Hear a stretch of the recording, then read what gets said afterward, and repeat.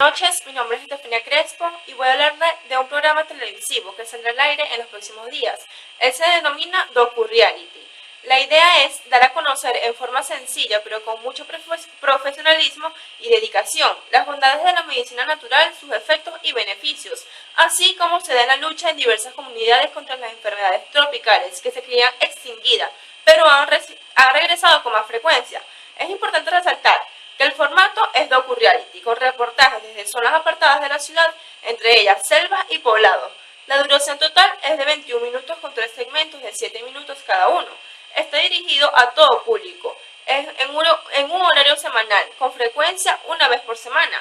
Este programa televisivo está realizado desde diversos sitios apartados tanto de Venezuela como de otros países latinoamericanos, donde la medicina natural aún se utiliza con frecuencia para combatir las enfermedades tropicales, sacándole provecho a las distintas hierbas medicinales. En cada espacio se efectuarán entrevistas con el apoyo de un experto en la materia a personas que usan las medicinas naturales y fungen como médicos naturistas con tan solo el conocimiento heredado de sus antepasados, así como los testimonios de parte de los habitantes de la zona que ha recibido su beneficio. Gracias.